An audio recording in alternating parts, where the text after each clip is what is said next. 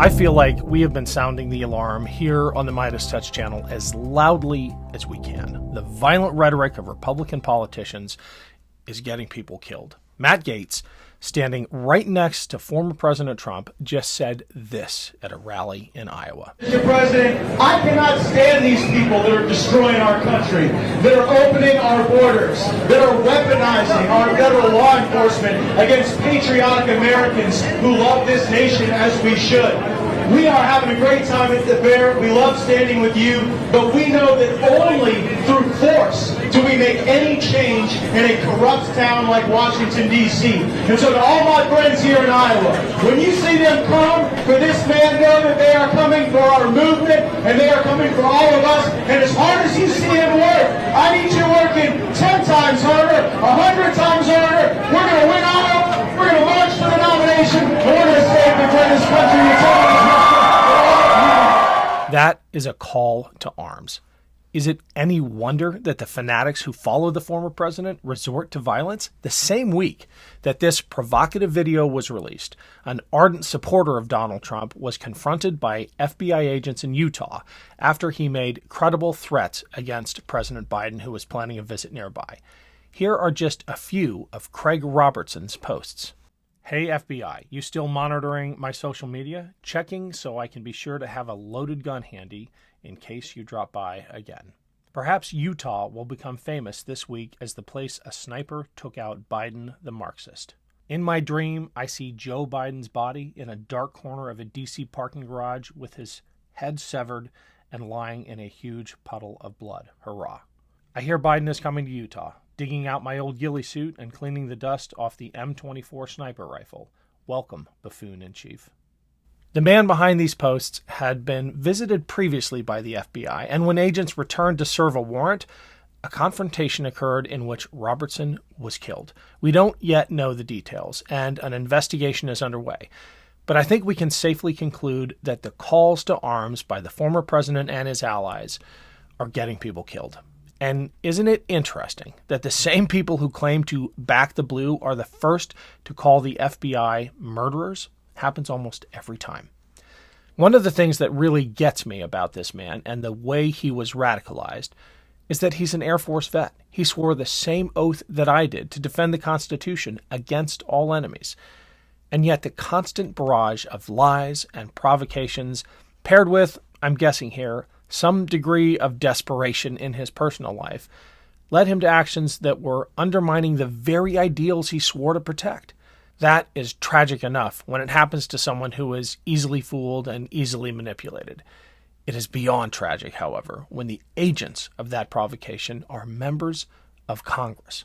Here is Marjorie Taylor Greene adding more fuel to the fire. Just watch this and listen closely as a member of the audience talks about trials for treason, and when someone in the crowd yells, "death penalty," Marjorie Taylor Greene laughs and says, "I think we're ending on the right note." Oh, yes, sir. I'm going to do one more. Yes, sir.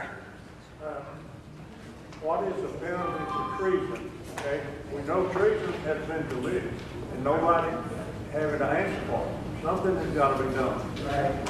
It's treason. Our country, our Constitution has been stomped under the feet. Yep. It's written according to the Bible. Like you said, we've got to get praying for the country. And we got people got to be tried for treason. And death penalty. Well, I think we're ending on a right note. Listen, thank you guys for sticking around. I appreciate you coming. Thank you. Hey everyone, if you've been watching this show, you've already heard me mention our sponsor, Storied Hats. Thanks to all of you who've already bought one. You know they are top quality hats made in fair trade facilities with sustainable materials. I've got a great new offer for listeners of this show. If you get one hat, it's 15% off. And if you get a second hat, that one is 50% off. Check them out, get a great hat or two, and support both our show and a small business that is doing its part for the planet. Thanks. So you see what we're talking about. Conspiracy mongering by MAGA extremists is exactly what is feeding the fear and paranoia of people like Craig Robertson. And in his case, at least from what we know about so far, it got him killed. I talked with Denver Riggleman about the kind of mindset that enables this conspiracy-driven, paranoid worldview. Denver is a good friend and a former Republican member of Congress who was driven out of office by extremists in his party for the unforgivable crime of, get this, officiating a gay wedding. He has since left the party and has a lot to say about his former colleagues in Congress. Here's part of our conversation.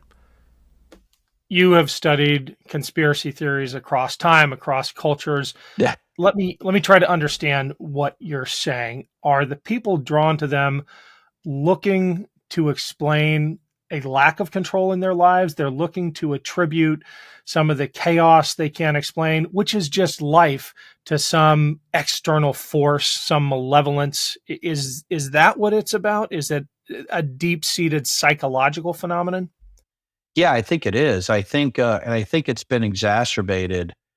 But also when you're talking about people who feel like they're powerless in society, I think they have a really difficult time accepting that life is just life.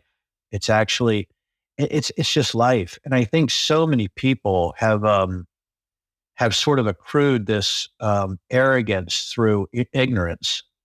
That I think that's one of those things that it really strikes me is the more arrogant somebody you're dealing with, you find out that the amount of volume and words that they use, I think, are directly relatable to their low IQ, and I think, or their credulous nature, or their way of fantastical thinking. And I think that's what scares me, is that you become a hero in your own movie of good against evil by embracing things that you can't really prove, but it hits you in the feels.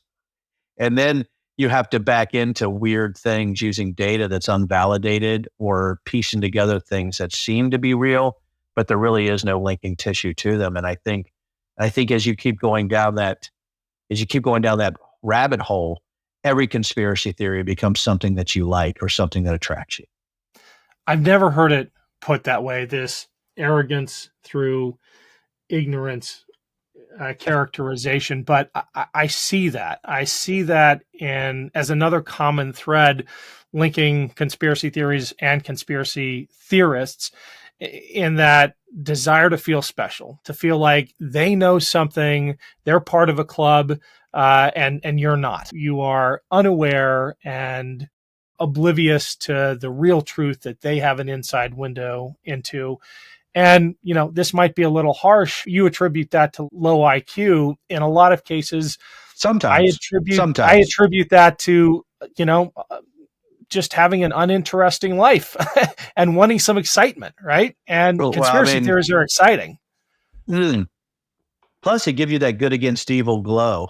Yeah. Right? Yeah.